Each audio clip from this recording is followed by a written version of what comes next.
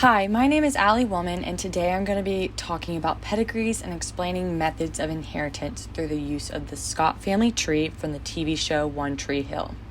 So here you see each character from this particular family tree throughout 3 different generations. The trait that I will be tracing today is a genetic heart condition, which is hypertrophic cardiomyopathy, or HCM, that haunts the Scottmen after Dan Scott has a heart attack at the end of season 1.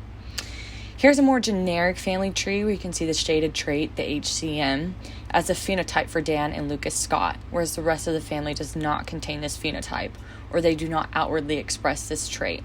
So they will not be shaded. Today, I will be answering the question of which methods of inheritance are consistent with the inheritance pattern of the shaded trait. First, let's look at X-linked dominant. For a person to be phenotypically expressive of the HCM trait, they must have an X-linked dominant chromosome. Likewise, those who do not express the HCM trait must only have X-linked recessive chromosomes. As you can see here, this method is not consistent with the inheritance pattern of the shaded trait. Without even tracing the inheritance down to the 3rd generation, Dan Scott would not be able to phenotypically express the HCM trait because his mom does not have any X-linked dominant chromosomes, and sons always get their X chromosome from their mother. As you can see here, X-linked recessive is consistent with the inheritance pattern of the shaded trait. Next is autosomal dominant. This method is also inconsistent with the inheritance pattern of the shaded trait because similarly to the X-linked dominant scenario, Dan Scott would not be able to phenotypically express the HCM trait because neither his mom or dad had the genetic heart condition, so they are not shaded, and therefore they only have recessive traits, little a.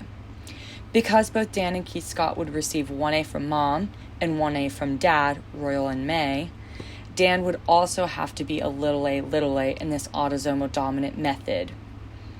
As you can see here, autosomal recessive is consistent with the inheritance pattern of the shaded trait. Finally, let's look at the Y-linked method. In this method, the trait is linked to the Y chromosome of each male who expresses the particular trait, and each son gets his Y chromosome from his father. This method is not consistent with the inheritance pattern of the shaded HCM trait because in order for Dan Scott to phenotypically express the HCM trait, his dad, Royal, would have to have the trait linked to his Y chromosome. However, Royal does not express the HCM trait, so he does not have the trait linked to his Y chromosome, and therefore this method is inconsistent. Here are all the resources that I use for art and scientific facts. Thanks for watching.